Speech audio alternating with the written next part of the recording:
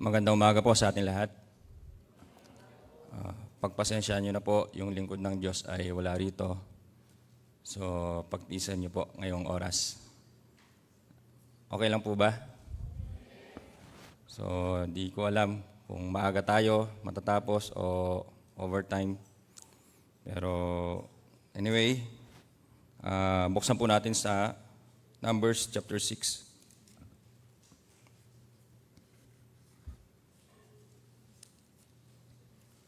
Mula verse 22.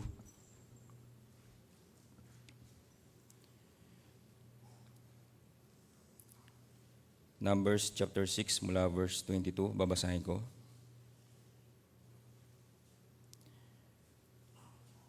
At sinalita ng Panginoon kay Moises na sinasabi,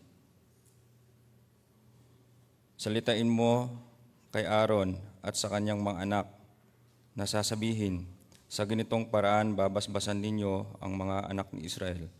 Inyong sasabihin sa kanila, pagpalain ka nawa ng Panginoon at ingatan ka, paliwanagin nawa ng Panginoon ang inyong mukha sa iyo at mahabag sa iyo.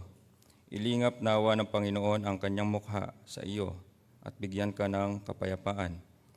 Gayon nila ilalagay ang aking pangalan sa mga anak ni Israel at aking pagpapalain sila. So, magandang umaga po ulit sa ating lahat. So, nagpapasalamat po tayo dahil kahit yung lingkod ng Diyos ay wala rito. Tuloy-tuloy pa rin po mga kapatiran ay umaattend at nagjo-join sa ganitong mahalagang oras. Oras ng pag-awit, oras ng pakikinig ng patotoo, tas oras ng pakikinig ng salita. So, alam niyo po yung greenhouse. Yung greenhouse po ay made of plastic or glass. Madalas ko ito nakikita o parang sa mga balita. Ito ay sa Baguio City. Hindi ko alam, siguro meron din sa iba't ibang mga lugar. Pero itong greenhouse na ito ay meron siyang parang malaking role para sa mga halaman. Kaya depende sa halaman na itatanim mo, halaman man o bulaklak. Kaya itong greenhouse ay, di ba, itong mundo ay sa sobrang init. Itong greenhouse ay nagproprotekta o parang nililesen niya yung init na pumapasok, na natatamaan yung mga halaman, yung mga gulay. Tapos sa gabi, yung init pa rin ay still pa rin ay nandoon. Kaya itong greenhouse ay sa madaling salita, ito yung nagproprotekta din sa mga halaman, kung ano yung halaman na nasa loob. Kaya ito rin po ay nagkokontrol sa mga pananim. Di ba, pagka halimbawa sa araw ng mga patay o araw ng mga puso, di ba, yung bulaklak ay napakahalaga. Pero yung mga bulaklak ay meron po silang, kumbaga sila ay seasonal po sila. Merong buwan, merong araw na sila ay lumalaki, lumalago. Tapos merong araw, buwan na sila ay ina-harvest. Pero sa pamamagitan ng greenhouse na ito rin ay sa pamamagitan din ng tagapag-alaga. Nakokontrol niya itong mga bulaklak. Kung halimbawa yung mga rose. Dahil yung mga rose din po ay hindi rin basta-basta na tumutubo dito sa bansang Pilipinas. Meron man, pero bihira. Dahil habang chinek ko rin sa YouTube, yung mga rose ay pag merong basa sa kanilang dahon, ito rin ay nagiging sakit sa kanila, tapos sila din ay natutuyo, namamatay. Kaya sa greenhouse, meron pong ventilation o hangin. Kaya meron din mga sprinkler. Kaya pagka sa gabi, itong ventilation ay inoon nila para yung tubig na nasa dahon o nasa bulaklak, ito ay natutuyo. Kaya nagiging maganda yung tubo nila. So, itong greenhouse, siya ay kumokontrol, siya rin ay nagproprotekta kung mayroong mga bagyo. So habang nalaman ko itong greenhouse, natuklasan ko rin po sa Lincoln School. Itong mga Lincoln School student natin, alam niyo po, yung mga nag-i-stay sa loob ng iglesia, sa church. O yung mga hindi nag-i-stay sa church ay, di ba, mukhang pwedeng isipin, masaya yung Lincoln, lahat sila parang behave, lahat sila sumusunod. Pero habang yung mga tao na nasa loob ng Lincoln, yung mga teachers, alam po nila kung gaano sila parang konting pasaway, konting hindi nakikinig. Tapos, pwede rin natin masabi na nagbibigay ng sakit sa ulo. Pero kung titingnan po natin, di ba, kagaya ng patotoo ng isang sister natin, ang alam niya lang po is sumipa, pero lahat ay natutunan niya sa loob ng Lincoln. Madaling salita, sa loob ng Lincoln ay ito ay pag-aalaga. Although, ang mga kabataan sa panahon natin ngayon ay meron silang nais, meron silang gustong gawin. Tapos, actually sila po ay uncontrollable. Pero habang sila ay nasa loob ng Lincoln School, nasa loob ng paaralan, kagaya ng greenhouse na merong nag-aalaga sa kanila, merong kumokontrol sa kanila. Tapos, pinaka-importante po sa lahat is meron pong ganitong salita na napapakinggan. Kaya sa loob ng greenhouse, ito po ay masasabi na ito ay mahalaga na merong ganitong greenhouse. Siyempre, sa labas, kung walang greenhouse, natural na tumutubo yung mga halaman, yung mga gulay. Pero nabubuhay lang sila ayon sa natural, ayon sa kagustuhan nila, ibig sabihin. Ngayon, makikita po natin na sa konting, magbibigay lang din po ako ng konting patotoo. Di ba yung lingkod ng Diyos, anong nakaraang linggo, nagbigay po siya ng salita. Kaya ano po ba yung parang binanggit niya, yung 5 offering. So yung mga kapatiran o yung mga tao, ang binabanggit lang po nila is yung sin offering. Sinasabi po nila is wala nang kasalanan. Kaya nung narinig ko yun, ako rin madalas sa patotoo ko, yes, wala na akong kasalanan. Sa pamamagitan ni Jesus, tinubos ang aking mga kasalanan. Pero yung meal offering, hindi ito nangyari sa puso ko. Dahil kung titignan, yung meal offering, ito yung pag-grind. Sa pag-grind o yung pagdurog. Kaya ibig sabihin, wala o dinurog yung sarili. Kaya binanggit din po dun is yung si Jesus. Di ba gusto ni Jesus na lumagpas yung saro. Pero hindi ayon sa kalooban niya, kundi ayon sa kalooban ng Diyos. Pero ano po bang nangyari? Kalooban ng Diyos, dumating itong saro sa kanya at siya ay may handog, mamatay para sa ating mga kasalanan. Kaya habang naririnig ko po yun, dumating din sa puso ko na hanggang sin offering lang pala ako kasi madalas hindi dumarating sa akin yung pag-deny sa sarili. Sa totoong puso ko, pagka yung lingkod ng Diyos ay wala rito, nagkaroon ako ng puso na automatically tatayo sa harapan, tapos magsasalita o magbibigay ng ganitong patotoo. Kaya sa madaling salita, hindi pa na-deny yung sarili, hindi pa nadurog yung sarili, hindi pa dumating yung meal offering sa puso ko. Kaya nung narinig natin ito, actually ito rin po ay parang malaking biyaya para sa atin. Dahil bilang tayo mga kapatiran, lagi lang natin pinapatotoo, lagi lang lumalabas sa bibig natin itong sin offering, wala na tayong kasalanan. Kaya hanggang ngayon, di ba, marami po rin pong mga kapatiran na hindi naintindihan. Tapos kung merong kalooban ng iglesia, kung merong kalooban ng church, kung merong boses ang lingkod ng Diyos na dumating sa kanila, mahirap po nilang tanggapin at mahirap nilang i-deny yung sarili nila.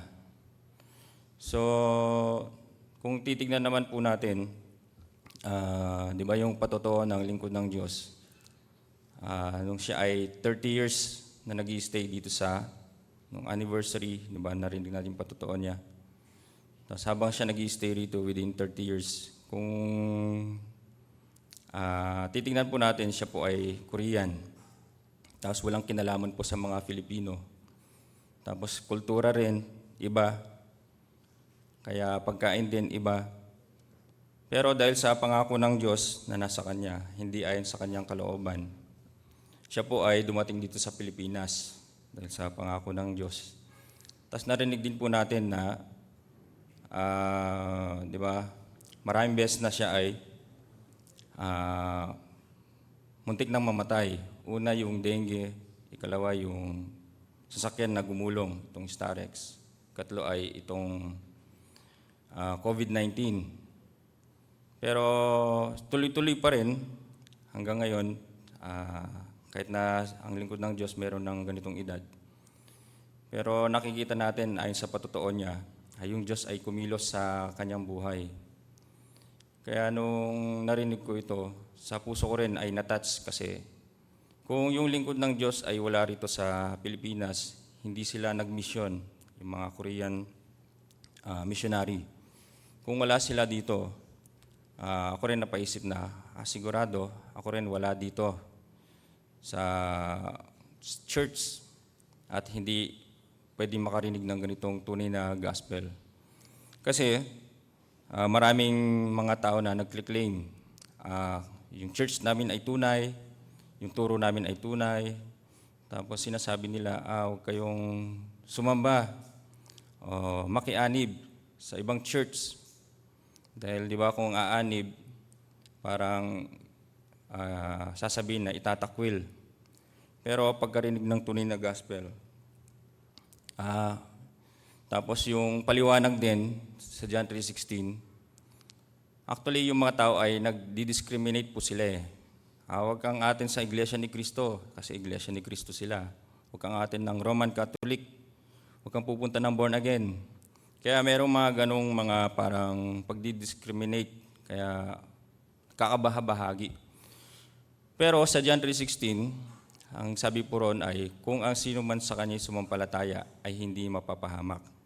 At sa pag-ibig ng Diyos, kung sino man sa kanila, ibig sabihin, kahit anumang religion meron ka, pero kung merong pananampalataya,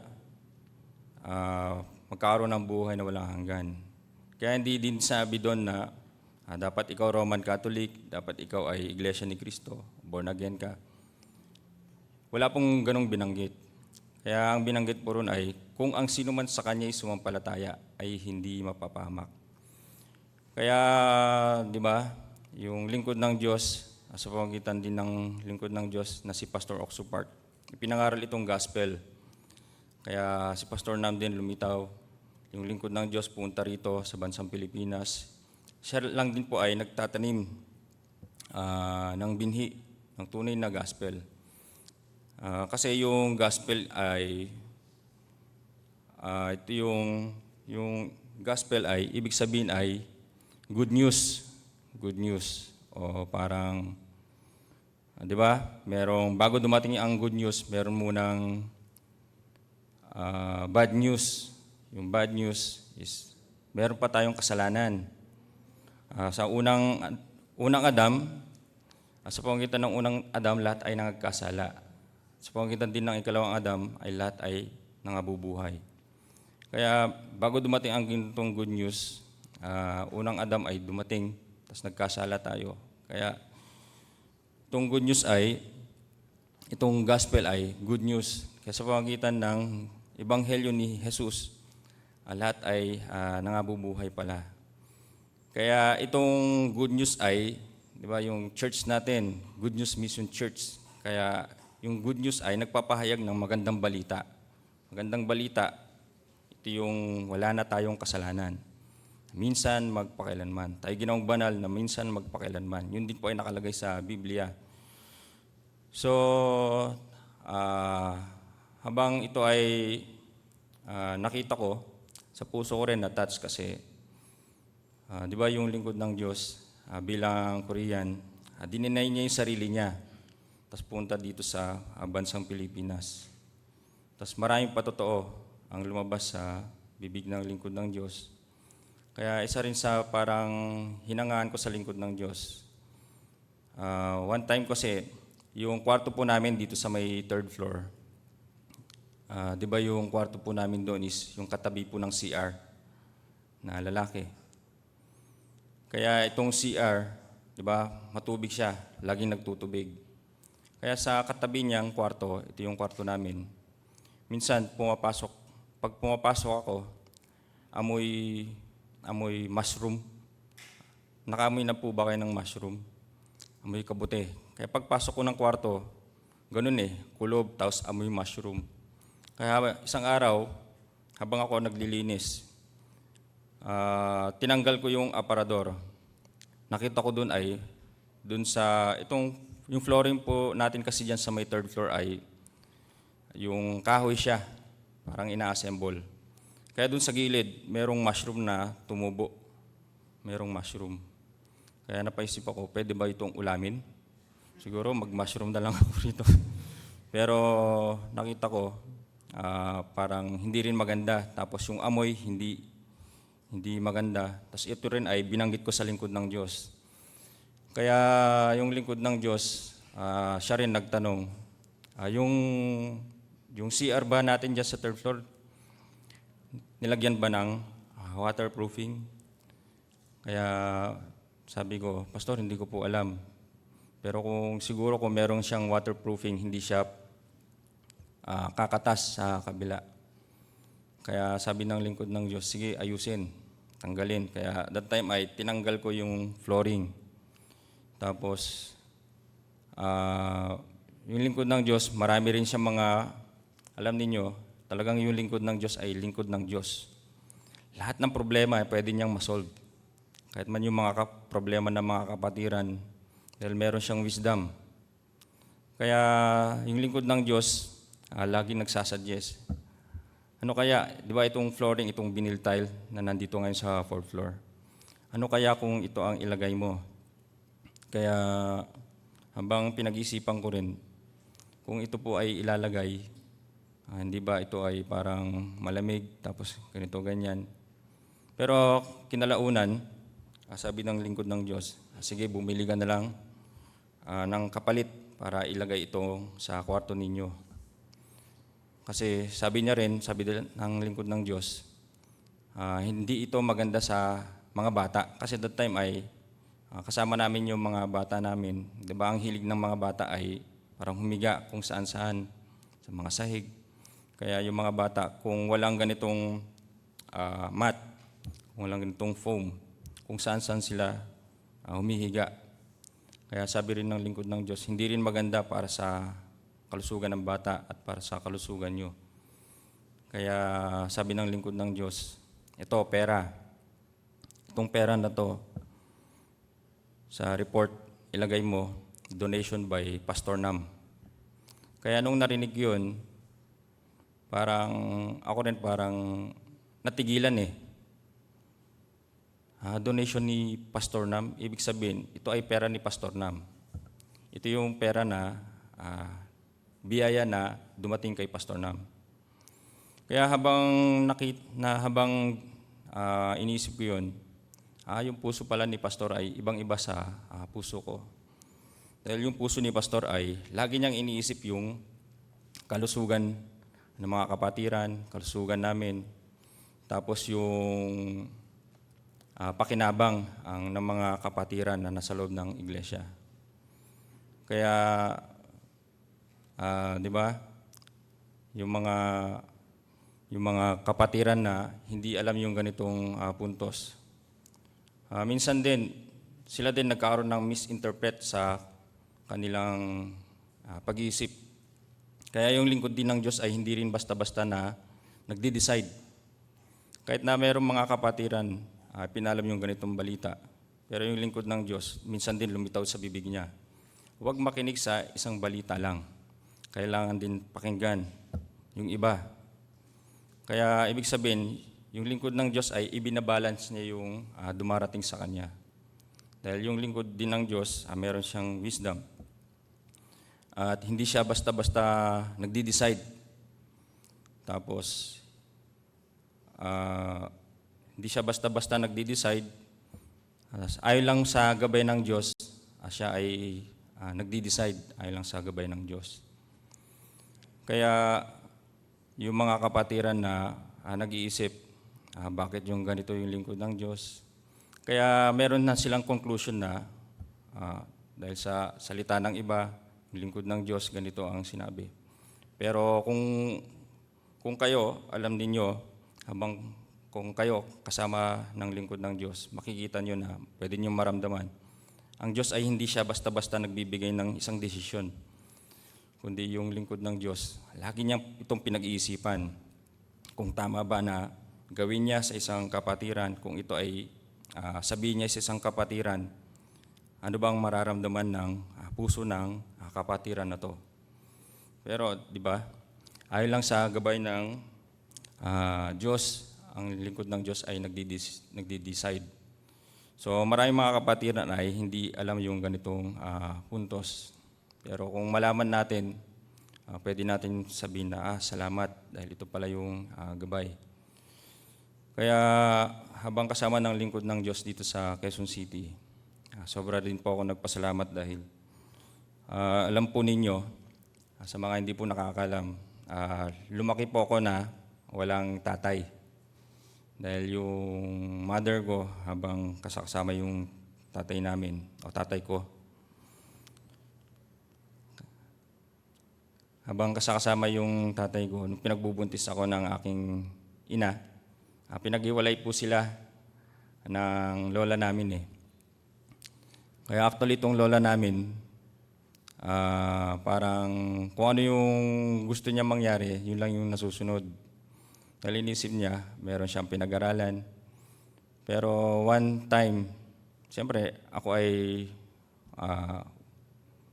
lumaki ng walang ama. Kaya yung pagmamahal o yung parang trato bilang ama, parang hindi ko rin po naranasan. Yung ako paluin ng aking ama, parang ganun, alagaan ng aking ama. Pero habang nasa loob ng iglesia, habang nasa loob ng iglesia, doon ko natuklasan o naranasan si pastor naging ama sa akin. So, sa madaling salita, spiritual father si Pastor Nam. Kaya sa pamamagitan niya, madalas din siya ay nananaway, madalas din siya nagagalit o nagsasabihan ako. Kaya doon, sobra po ako nagpasalamat. Although sa physical, wala akong ama, pero spiritually, merong ganitong ama na nagtuturo ng mga bagay-bagay. So, yung lola po namin na yun, habang nangangaral ang lingkod ng Diyos, dahil mukhang inisip niya, meron siyang mataas yung posisyon niya, pero hindi siya nakatanggap ng ganitong kaligtasan. Kaya anyway, sayang naman yung ganung bagay. So, sa madaling salita, ang gusto kong sabihin ngayong umaga, di ba tayo ay nasa loob ng church. Tayo ay nasa loob ng gabay ng lingkod ng Diyos o gabay ng Diyos. Tayo ay nasa loob ng salita. Ngayon, sa matagal na panahon na pag-i-stay ng lingkod ng Diyos dito sa Pilipinas, kaya nakikita naman po natin kung paano yung lingkod ng Diyos gumabay sa mga kapatiran. Tapos mula noon hanggang ngayon, yung mga tumanggap ng gabay mula sa lingkod ng Diyos, nakikita po natin yung buhay nila is nagiging masagana, nagiging maayos. Kahit pag mayroong mga ganitong problema, pag lumalapit sa lingkod ng Diyos, lahat ay nagiging maayos. Pero dumarating din sa puso ng mga tao ay, siyempre sa una, nagpapasalamat, mayroong gabay ng Diyos, mayroong gabay ng iglesia. Meron silang ganung pasasalamat, pero dumarating yung panahon na nakakalimutan po nila yung pasasalamat na yun, nakakalimutan nila yung gabay na dumating sa kanila. Bakit? Dahil sila din ay minsan din tumataas yung puso, tumataas yung isip. Kaya makikita po natin sa kwento sa Biblia sa Genesis. Sa Genesis chapter 12.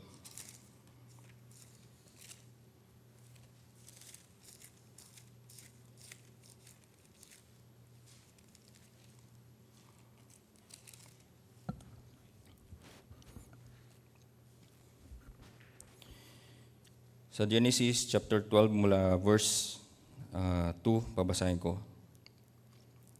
At gagawin kitang isang malaking bansa, at ikaw ay aking pagpapalain, at padadakilain ko ang iyong pangalan. Ikaw ay magiging isang kapalaran.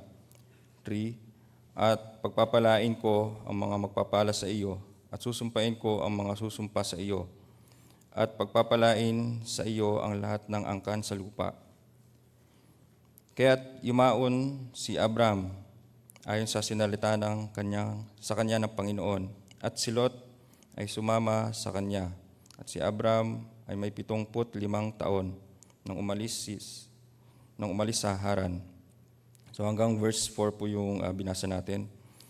Dito, si Abram ay pinagpala. Padadakilaan ng Panginoong Diyos.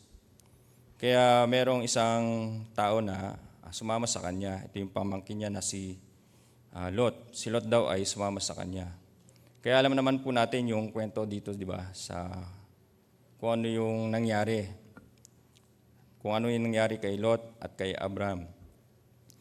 Kaya dahil doon, alam din natin kung paano sila naghiwalay.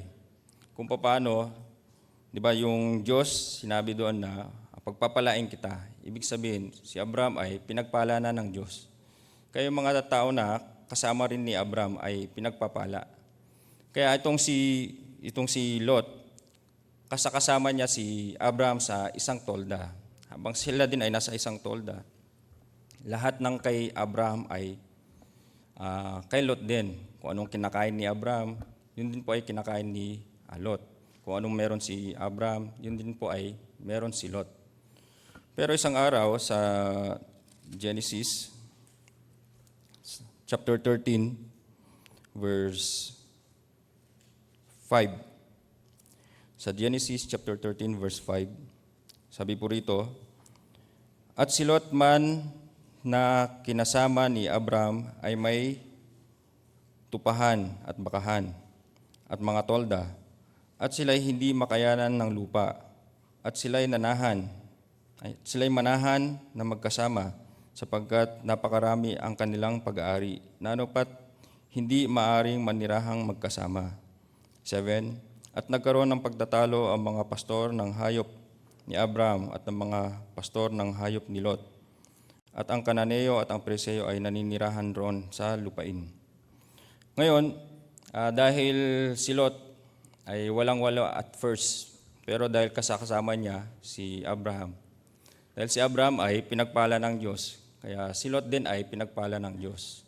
Kaya kung anong meron si Abraham, ganun din meron si Lot. Pero isang araw, si Lot, di ba, ito rin ay pinayaman, dumami rin ang kanyang mga hayop, hanggang sa nagtalo ang kanilang mga pastor. Kaya yung tagapag-alaga nila, mayroong ganitong pagtatalo. Kaya yung pag-aari din nila ay dumami. Kaya siya ay humiwalay. Kaya di ba alam naman natin yung kwento dito sa kwento na to kay Lot, kung anong nangyari. Siya ay humiwalay ngayon kay Abram. Kaya habang siya ay humiwalay kay Abram, mukhang sa una, si Lot ay nabubuhay ng masaya, nagagawa lahat ng bagay. Kaya siya ay humiwalay kay Lot, humiwalay sa tolda ni Abram, Kaya habang siya ay nabubuhay mag-isa, mukhang lahat ay okay naman kahit wala pala ang Abraham, wala ang itong lingkod ng Diyos. Okay pala na pwede kong gawin lahat. Pero isang araw, di ba, itong Lot ay, alam natin itong kwento na to, si Lot ay napahamak, dinalang bihag. Tapos lahat ng kanya ay sinamsam. Pero ang kahanga-hanga, yung puso ni Abraham, dahil sa itong Lot din ay taong ligtas, siya ay sumaklolo sa kanyang pamangkin. Tapos nakuha niya lahat. Kaya habang ito rin pinag-isipan o parang dumating din sa puso ko, diba, pwede natin maisip na lahat ng bagay kay Lot ay nagmula kay Abraham. Pero isang bagay na dumating sa puso ni Lot, siya ay nagmataas. Tapos yung puso't isipan niya naging mataas. Kaya binaliwala niya itong si Abraham. Kaya siya ay humiwalay. Tapos doon, habang siya ay humiwalay, lahat ng sa kanya ay nasamsam, siya ay dinalang bihag. So hanggang sa dumating sa puntos na walang-wala sa kanya. Kaya habang nakita ko itong kwento na ito, habang dumating din sa puso ko na ang tao pala, pag wala sa church, lahat ay, di ba? Actually, kung titingnan yung buhay ko, kasi meron din akong puso na dahil kay Pastor Nam, ako rin yung buhay ko ay pinagpala. Kung anong meron si Pastor, meron din sa akin. Kung anong meron ang lingkod ng Diyos, ibinibigay din sa akin. Kaya habang nakita ko to, kung ako pala ay alis sa loob ng church, kung ako ay alis sa tolda, lahat pala ng akin ay hindi sa akin kundi lahat ay mula sa biyaya ng Diyos. Kaya masasabi na, itong si Lot ay mukhang siya ay naghirap. Mukhang siya ay naghirap, nag-alaga ng mga hayop, dumami, yumaman. Pero lahat ng pala na yun ay galing sa biyaya ng Diyos. Galing sa pagpapala ng Diyos. Kaya gustong ipakita dun sa kwento na yun na ikaw, Lot, ay wala nang magagawa. Kaya habang nakita ko ito, sa akin din nagpasalamat dahil kung madalas, sa totoo, madalas din sa puso ko ay maraming beses na rin gustong umalis ng church. Pero dumating din sa puso ko na natatakot.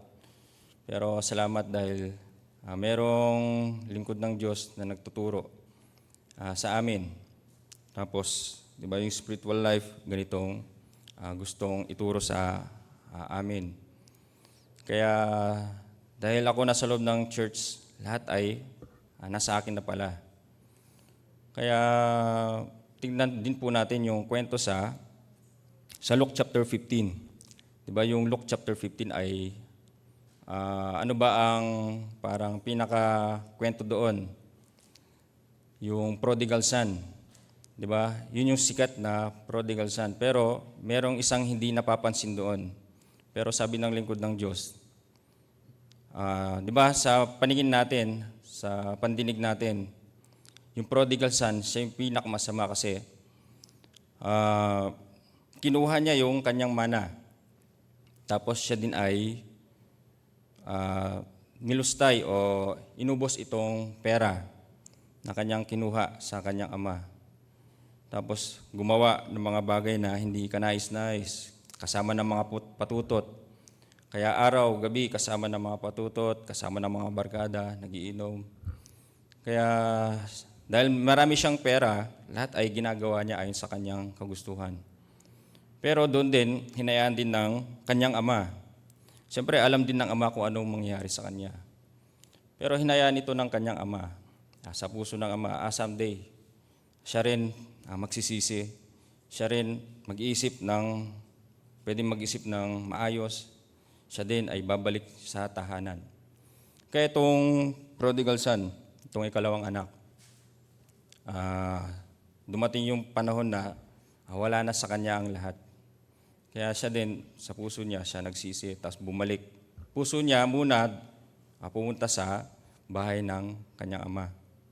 Tapos siya din ay pumunta roon. Ngayon, ito yung parang kwento, di ba, na maalala natin, yung prodigal son gumawa ng kasamaan, gumawa ng maling lakad, gumawa ng mayroong mataas na puso. Pero kung titignan natin, sige, puntahan po natin sa Luke chapter 15.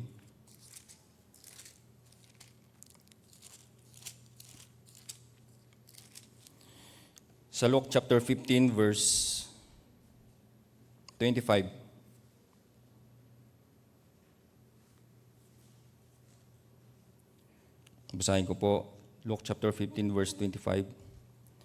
Nasa bukid nga ang anak niyang panganay. At nang siya'y dumating at malapit sa bahay, ay narinig niya ang tugtugan at ang sayawan. 26. At pinalapit niya sa kanya ang isa sa mga alipin at itinanong kung ano kaya ang mga bagay na yaon. At sinabi niya sa kanya, dumating ang kapatid mo at pinatay ng iyong ama ang pinatabang guya. Dahil sa siya'y tinanggap niya na ligtas at magaling. 28. Dadapwat nagalit siya at ayaw pumasok at lumabas ang kanyang ama at siya'y namanhik sa kanya. Ngayon, dito sa verse 28, dadapwat nagalit siya at ayaw pumasok. Ngayon, dito sa kwento na ito, di ba kung titingnan, yung bunsong anak mukhang siya ay gumawa ng hindi magandang gawa. Siya ay lumakad ayon sa gusto niya. Sa madaling salita, masamang anak. Habang pinapakinggan din yung kwento, itong masamang anak ay hindi kilala ang sarili. Itong bunsong anak ay hindi niya alam yung biyaya ng Diyos. Hindi niya alam yung biyaya ng kanyang ama. Tapos siya ay dumaan ayon sa kanyang sariling daan. Siya ay lumakad ayon sa kanyang sariling daan. Kaya meron siyang ibang puso sa puso ng ama. Di ba ito yung parang alam natin, ito yung sikat na kwento.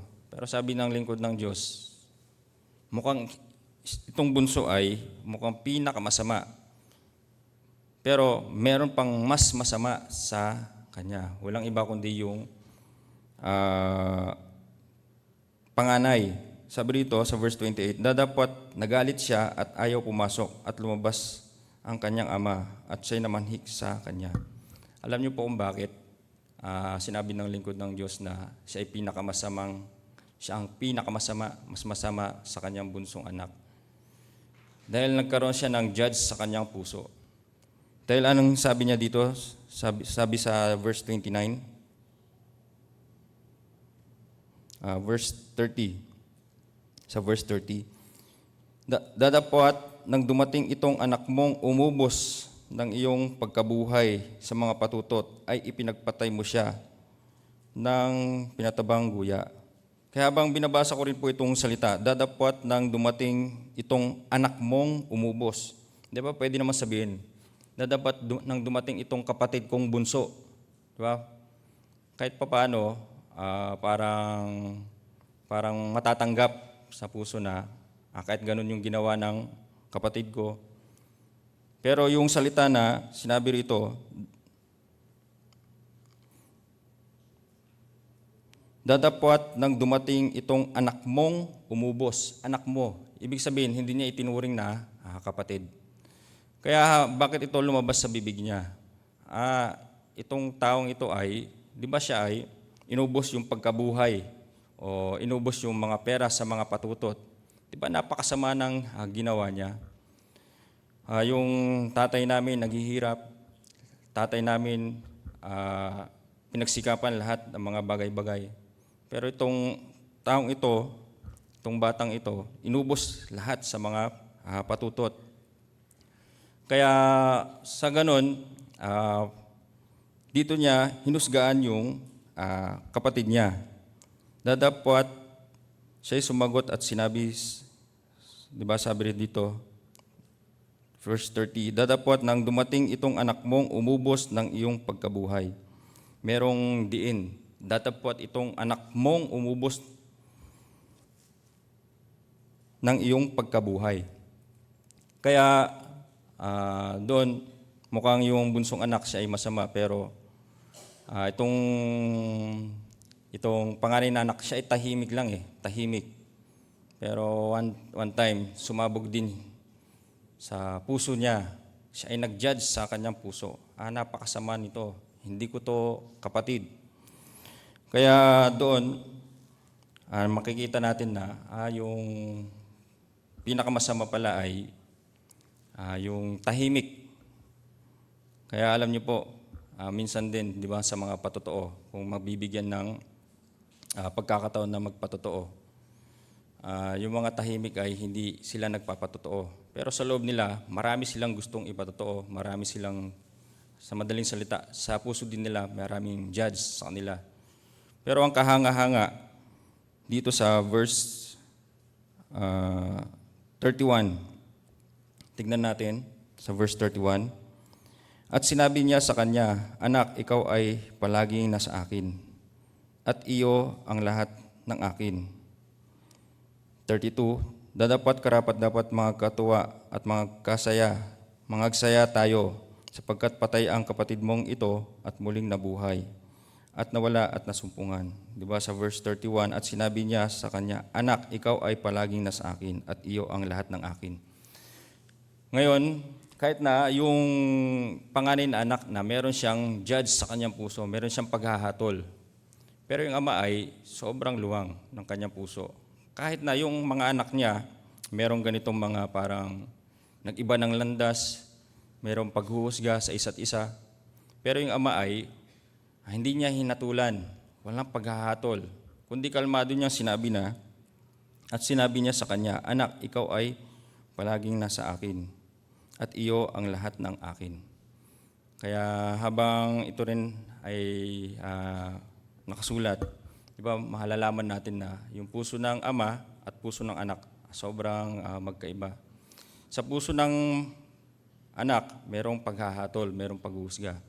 Pero sa puso ng ama, walang paghuhusga. Kaya habang tayo din nasa loob ng, siyempre tayo po ay ligtas. Tayo rin po ay nakatanggap ng ganitong kaligtasan. So, sa madaling salita, tayo ay wala nang anumang hatol na nasa atin.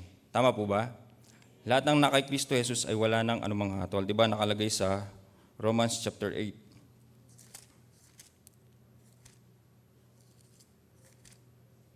Sa Romans chapter 8 verse 1. Ngayon nga'y wala nang anumang hatol sa mga nakay Kristo Jesus. Dahil itong kaligtasan ay natanggap na natin. Dahil tayo po ay pumasok na kay Jesus, wala na raw hatol sa atin. Pero ang problema, merong kapatid o merong itong panganay na laging humahatol. Pero pinaliwanag din ng lingkod ng Diyos. Sino bang mas masama? Mas masama yung itong panganay.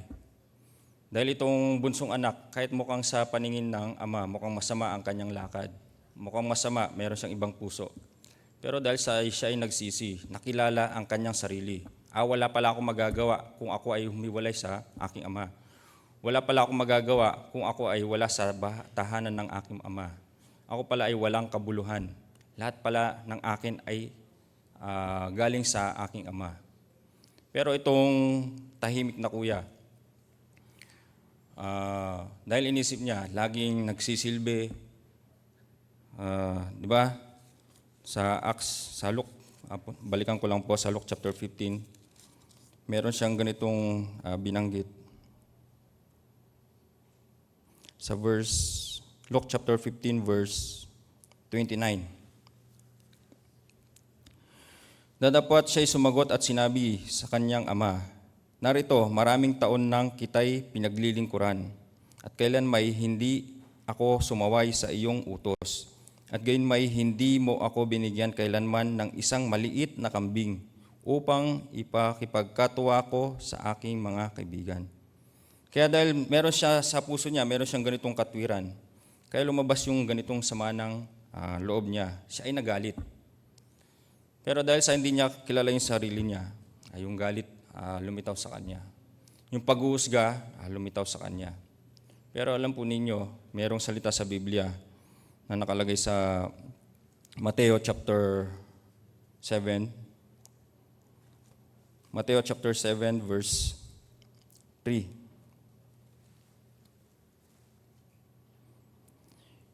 Babasahin ko mula verse 3. At bakit mo tinitingnan ang puwing na nasa mata ng iyong kapatid, ngunit hindi mo pinapansin ang tahilan na nasa iyong sariling mata? O paanong sasabihin mo sa iyong kapatid, pabayaan mong alisin ko muna pabayaan mong alisin ko ang puwing sa mata mo, at narito ang dahilan na sa iyong sariling mata.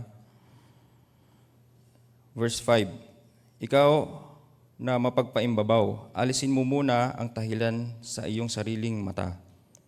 At kung magkagayoy, makikita mong malinaw ang pag-aalis mo ng puwing sa mata ng iyong kapatid. Ngayon, itong dahilan ay ito yung beam. Di ba madalas, di ba sabi rito, bakit mo tinitingnan ang puwing? Di ba, minsan tayo napupuwing tayo pagka tayo naglalakbay o naglalakad, di ba? Dahil sa hangin, tayo napupuwing kaya ginaganyan natin. Minsan pagka hindi natin maalis, pinapatanggal natin sa mga kasama natin, di ba? Minsan kumukuha ng yung parang damo, tapos tinatanggal itong puwing. Yun yung puwing. Alisin ko muna yung puwing na nasa iyong mata. Pero itong dahilan, ibig sabihin yung beam. Madalas, tinitingnan natin yung puwing ng iba. Pero yung dahilan na nasa ating mata, ito yung beam. Ito yung malaking bagay na nasa mata natin.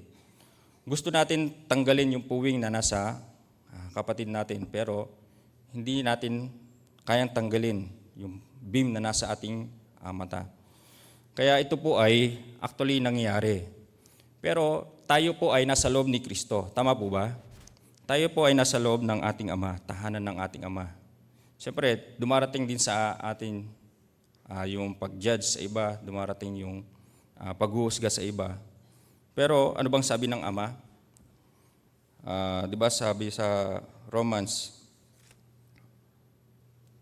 di ba yung binasa po natin kanina sa Romans chapter 8, verse 1. Ngayon ngay wala nang anumang hatol sa mga na kay Kristo Jesus. Tayo po ay mga kapatiran, tayo po ay mga taong ligtas.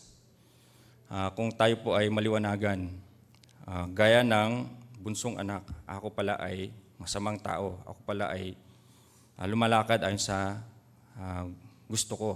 Meron pala akong ibang puso sa aking ama. Pero meron itong kapatid na itong panganay. Di ba siya lumustay ng lahat ng iyong pagkabuhay? Nilustay niya, ginamit niyang iyong pagkabuhay sa mga patutot. Meron siyang paghatol. Pero ang Diyos ay, ang Ama ay, hindi niya hinatulan itong panganay. Kahit itong bunsong anak, hindi niya hinatulan. Kaya kung ito ay nalaman ng panganay, gaano ba pasasalamat dumating sa kanya? Pero itong bunsong anak, nung nakita niya ito, wala na pala akong magagawa. Ako pala ay ganitong klaseng tao. Kaya dumating din sa kanya ang kanyang pasasalamat sa puso niya. Kaya siya ay bumalik sa tahanan ng kanyang ama. Kaya, di ba, wala nang anumang hatol. Kaya yung mga taong dumating din kay Kristo, wala nang anumang hatol. Madalas tayo rin ay humahatol. Siya yung taong makasalanan. Siya yung taong pupunta sa impyerno.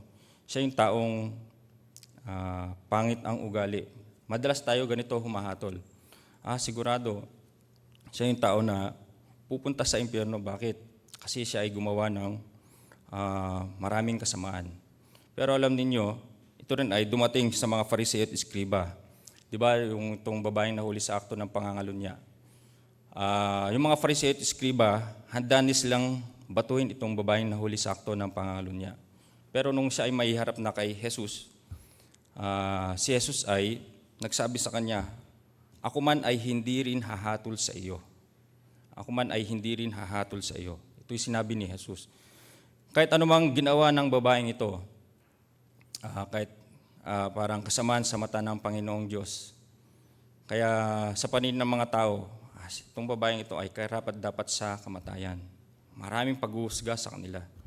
Pero nung siya ay lumapit kay Jesus, nung siya ay pumasok kay Jesus, wala nang anumang hatol. Ako man ay hindi rin hahatol sa iyo. Ito ay sinabi ng Diyos.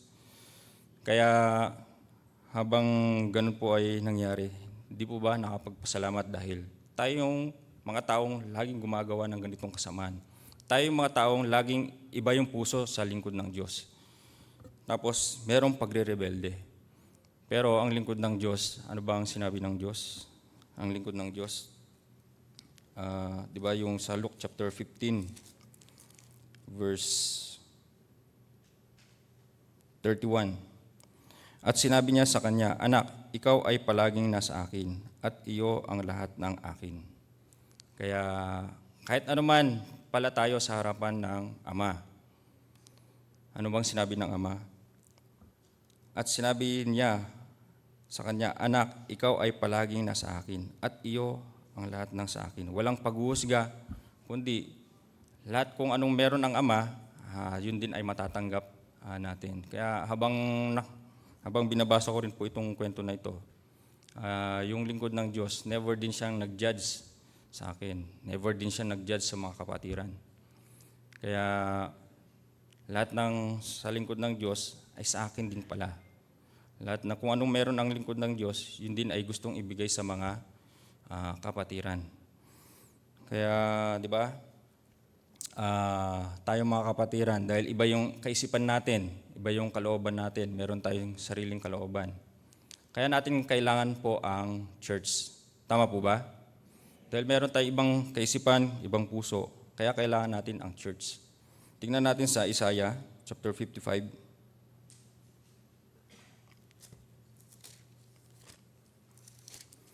Verse 8.